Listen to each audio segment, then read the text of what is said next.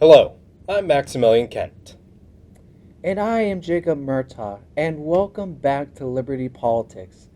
As we are nearing almost a month until elections, the race to the seat is heating up. To check you up to speed, we are introducing a new segment called Hot Press, giving you a quick recap of the top political news since our last segment.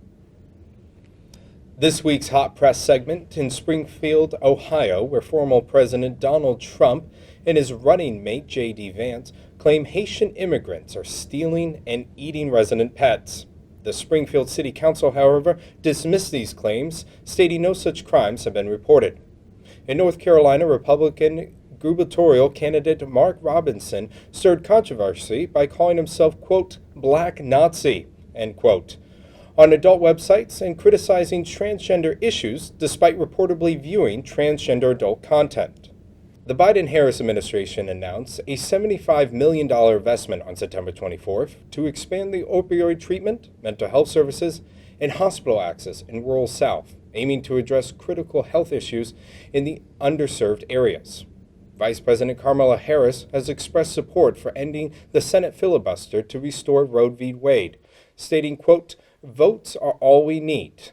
However, Democrats would need to maintain control of Congress to pass and uphold such legislation. Finally, as President Biden's term nears its end, his $1.8 trillion infrastructure bill faces criticism over slow progress and insufficient funding to address the nation's aging infrastructure, raising questions about its effectiveness. And that has been your Hot Press. Turning our attention to this week's main stories, we focus on international conflicts. Starting with President Biden, on September 24th, he addressed the United Nations General Assembly for the final time during his presidency. In his speech, President Biden emphasized the urgency of achieving peace in the ongoing conflict between Israel and Hamas. He has called for an immediate ceasefire agreement and urged both parties to ensure the safe return of hostages, a key concern as tensions continue to escalate. As of this time, of recording, the death toll in Gaza has reached approximately 41,000 Palestinians, marking one of the deadliest periods in the region's history.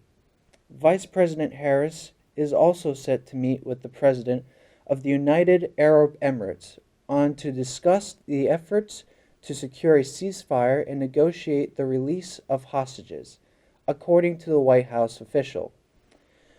Vice President Harris's role in these high-level discussions comes at a time when the Biden-Harris administration faces heightened pressures to de-escalate violence in the region.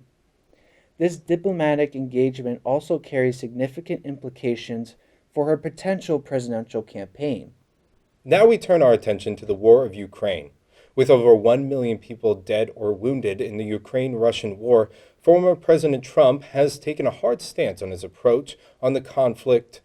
Donald Trump criticized Ukrainian President Zelensky during a campaign speech in Mount Hill, North Carolina, claiming Zelensky refuses to make a deal. Donald Trump argued the Ukraine cities have been destroyed and that any deal Zelensky could have made would have been better than the current situation, making Trump's most direct critique of the Ukrainian leader to date.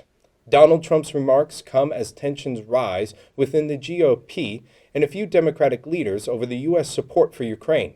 There is increasingly scrutinizing from Republican lawmakers of the U.S. aid and security resources provided to Zelensky. While some GOP senators have warned him to stay out of American politics, following his recent comments on Senator J.D. Vance. As both Donald Trump and Vice President Kamala Harris gear up for the 2024 presidential race, their handling of external conflicts is coming into sharper focus in the media.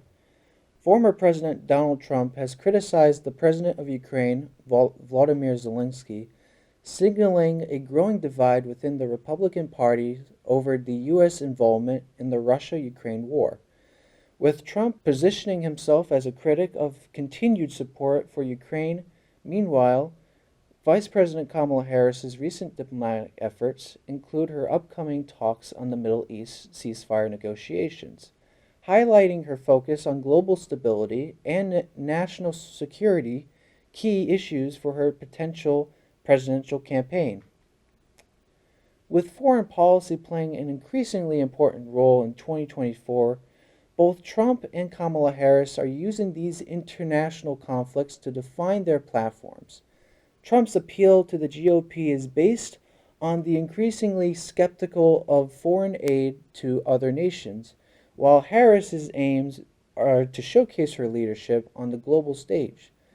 As the campaign trail is heating coming into this October, their contrasting approaches to foreign policies are key drivers in their campaign trails. Liberty Politics, we remain committed to keeping you informed with the latest updates on this historic presidential election. Thank you for joining us as we look forward to bringing you more in-depth coverage next time. And always remember, liberty starts with the people.